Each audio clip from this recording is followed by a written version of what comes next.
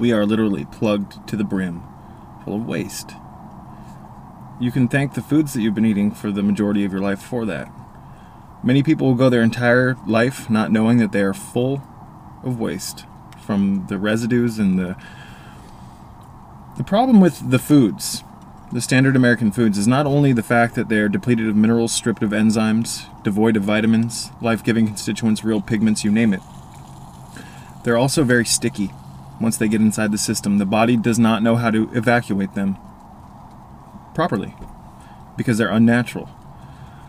And when you live an unnatural lifestyle, you receive the consequences of that unnatural lifestyle in the form of being plugged.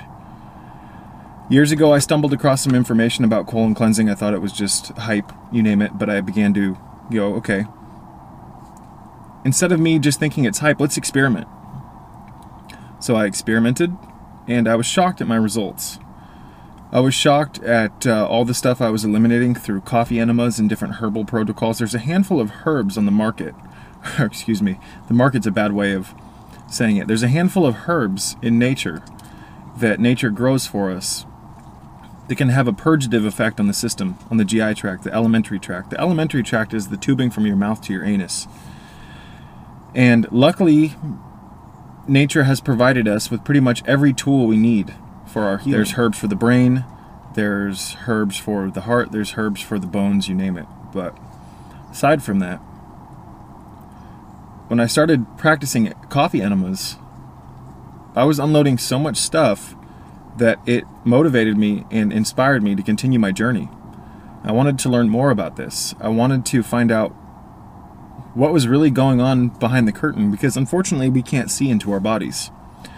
If we could see into our bodies and see the havoc that we're unleashing on our systems, chances are our lives would be a lot different. We wouldn't do all the things that we do to it.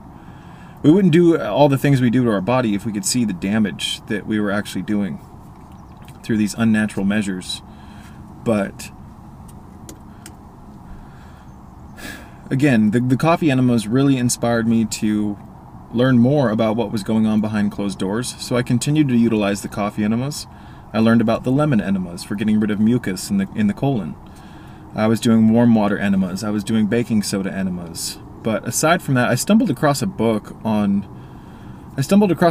video where someone was talking about Dr. Norman Walker's book, Colon Health. And the particular person talking about this book made it seem like the holy grail of colon cleansing. So I went on Amazon, found the book for a penny, $3.99 to ship, had it shipped to my door, got it about a week and a half later. Read the entire book in one day. And that book really, really moved me in a way that allowed me to step outside my conditioned thinking and look at the physiology from that man's perspective, Dr. Norman Walker. And I was shocked at what I found in that book. I don't agree with everything that man talks about, but to a large extent I do. And he's a huge proponent of distilled water, raw foods, and colonic irrigations. Now, colonic irrigation is much different than an enema. An enema essentially is just a washing of the colon with a solution. You put it in, you hold it. Sometimes you do stomach movements to slosh the water around. Some people like to do yoga poses. Some people even like to do jumping jacks and things like that to really get the movement, the water to wash their colon. A colonic irrigation is when a massive amount of water is pumped into your system while it comes out as well. You have to go to a particular place to have this done. You have to go see a colon hydrotherapist. And they lay you down on a bed and they start pumping warm water into your system. And as they're pumping water in, water is pumping out through an observatory tube. And most people who have this done are shocked at what they see come out of the tube. A lot of people will get rid of tapeworms, parasites, impacted matter, mucus, you name it. The one interesting thing about a colonic irrigation is that due to the fact that there's more water being pumped into you than with an enema, it causes the colon to kind of balloon up, and that ballooning process allows the impactions in the nodules of the colon to come undone.